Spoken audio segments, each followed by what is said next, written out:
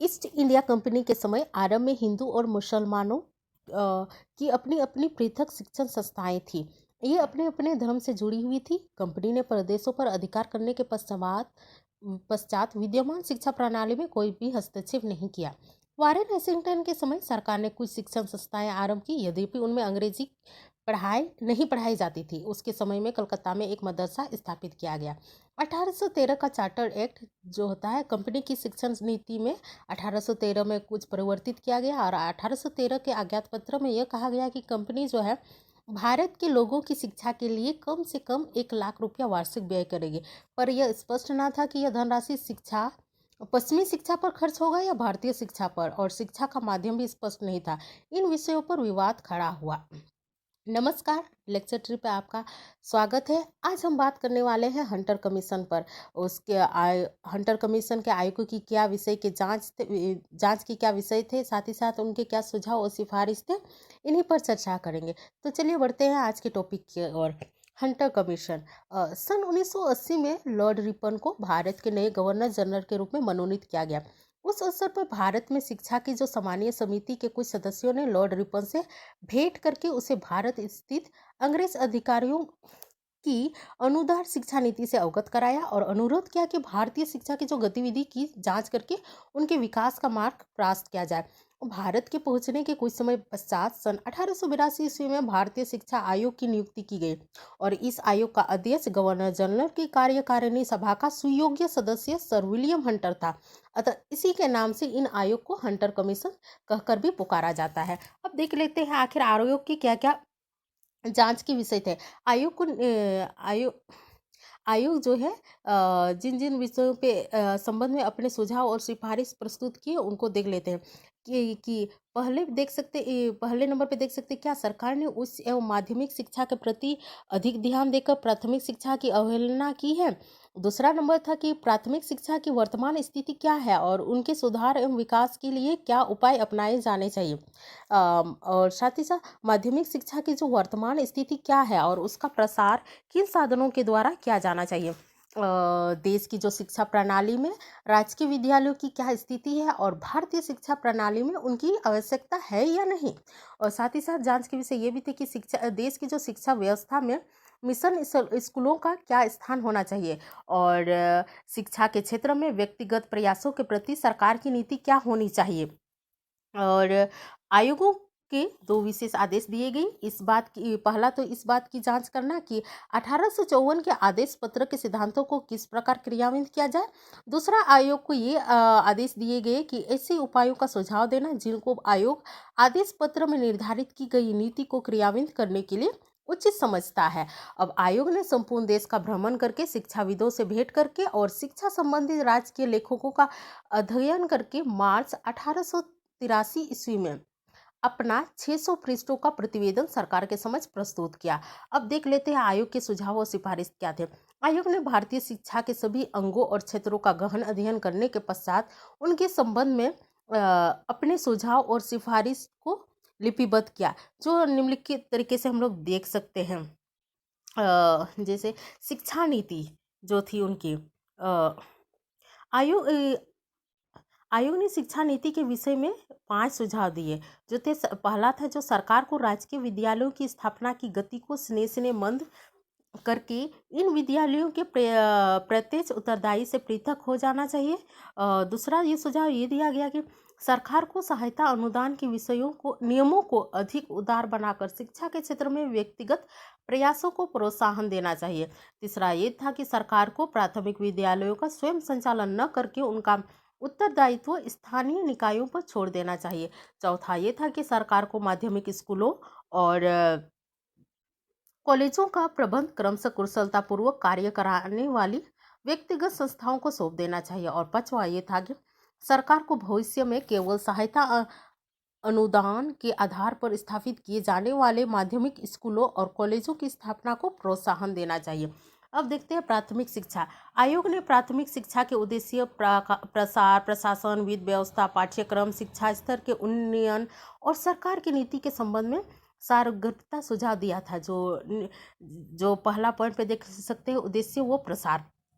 उनका उद्देश्य और प्रसार। प्राथमिक शिक्षा का एकमात्र उद्देश्य जनसाधारण में शिक्षा का विस्तार करना होना चाहिए और यह शिक्षा का आदिवासियों और पिछड़े जनजातियों में प्रसार के लिए ठोस कदम उठाए जाए। प्रशासन को देख लेते हैं।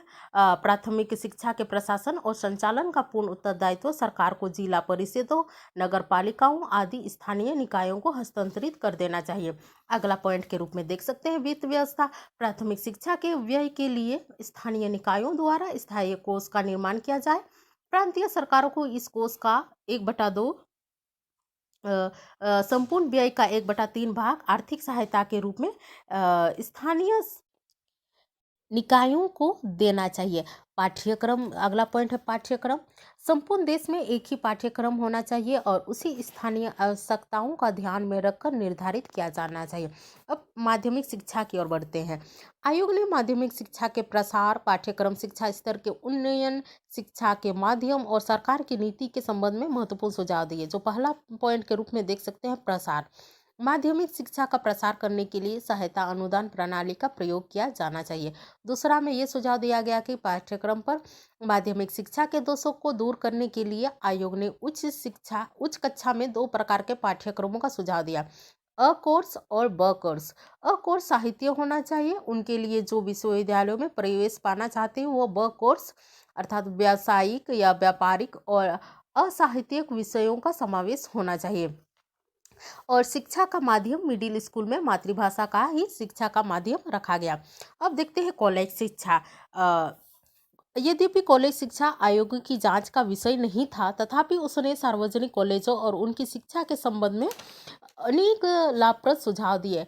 जो पहला पॉइंट के रूप में देख सकते हैं, कॉलेज की सहायता अनुदान के रूप में दी जाने वाली धनराशि को उनके व्यय, शिक्षकों की संख्या, कार्य कुशलता और स्थानीय आवश्यकताओं को ध्यान में रखकर निश्चित किया जाना चाहिए।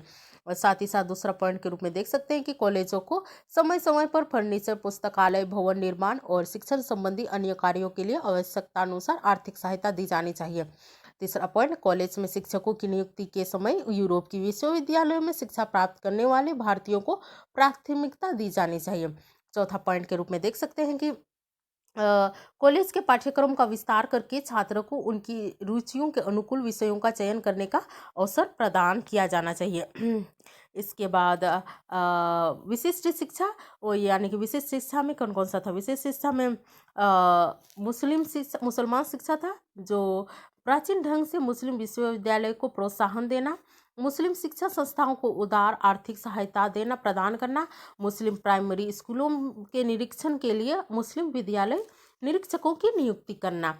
और दूसरा था स्त्री शिक्षा, यानी कि विशेष शिक्षा के अंतर्गत है मुस्लिम शिक्षा, स्त्री शिक्षा और धार्मिक शिक्षा जो है। अब ये सब क्या बोलते हैं, ये सब विशेष शिक्षा के अंतर्गत आते हैं। तो मुस्लिम शिक्षा के बारे में तो चर्चा कर ले, अब स्त्री शिक्षा के बारे में चर्चा कर लेते हैं। स्त्री शिक्षा में ये कहा गया कि बालिका विद्यालयों को उदार आर्थिक सहायता प्रदान की जानी चाहिए और बालिका बालिका विद्यालयों के निरीक्षण के लिए निरीक्षिकाओं की नियुक्ति किया जाना चाहिए और छात्रवृत्तियों और निःशुल्क शिक्षा व्यवस्था का प्रदान करना चाहिए। धार्मिक शिक्षा के अंतर्गत धर्मनिरपेक्ष राज्य की शिक्षण संस्थाओं में धार्मिक शिक्षा का दिया जाना संभव नहीं है। तो राजकीय विद्यालयों में धार्मिक शिक्षा नहीं, किंतु व्यक्तिगत विद्यालयों में प्रबंधों की इच्छा से धार्मिक शिक्षा दी जा सकती है। अब आयोग का मूल्यांकन कर लेते हैं। भारतीय शिक्षा आयोग प्रथम आयोग था जिसने भारतीय शिक्षा के विविध अंगों को गहन अध्ययन करके उनके संबंध में सारगर्भित सुझाव लेखबद्ध किए थे। गुणों को न देखकर कमियां खोजने की अपनी मानसिक शक्ति का प्रयोग किया गया, जिसमें पहला पॉइंट था अंग्रेजी माध्यम रखा गया, प्रौद्योगिकी शिक्षा का अवहेलना की गई, सार्वजनिक शिक्षा में कोई ध्यान नहीं दिया गया और राज्य की शिक्षा व्यवस्था के अनिवार्यता को ध्यान नहीं दिया गया। उत्तरदायित्व से पूर्णतया मुक्त आयोग ने इन्हीं कार्यों को खिन्न होकर नवीनता का अभाव बताकर S.N. बसु ने लिखा है कि उन्होंने वुड के आदेश का पुनरावृत्ति की जो सिद्धांतों को विस्तृत कर दिया। फिर भी उनके दोषों को दरकिनार करते हुए हम कह सकते हैं कि हंटर कमीशन जो 1882 ईस्वी में लॉर्ड रिपन ने हंटर आयोग की नियुक्ति की, उनमें निम्नलिखित सिफारिश की गई। उच्च शिक्षण संस्थाओं के प्रबंध से सरकार को धीरे धीरे अपना हाथ खींच लेना था और कॉलेज या माध्यमिक स्कूल को भारतीयों को सौंपने की व्यवस्था भी करानी थी। बड़े कॉलेजों में वैकल्पिक शिक्षा का प्रबंध किया गया। कॉलेजों के लिए सामान्य और विशेष अनुदानों की व्यवस्था की गई। कॉलेजों के शुल्कों के अल्पीकरण की भी व्यवस्था की गई। वजीफों के भी नियम बनाए गए।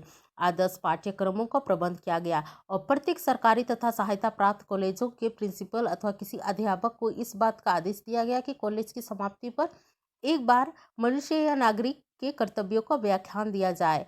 और मुसलमानों की शिक्षा के लिए अधिक प्रोत्साहन दिए जाने की सिफारिश की गई और छात्रों की शारीरिक तथा मानसिक शिक्षा पर बल दिया गया। प्रारंभिक शिक्षा पर बल दिया गया। प्रांतीय राजस्व का एक निश्चित भाग इसके लिए व्यय होता था और सभी प्राथमिक स्कूलों का नियमित निरीक्षण किया जाना था और भारत ने आयोग की बहुत सी बातें मान ली। इस प्रकार कुछ ही वर्षों में उच्च शिक्षा में प्रगति की गई। आज के लिए इतना ही, फिर मिलेंगे एक नए वीडियो के साथ। तब तक के लिए धन्यवाद।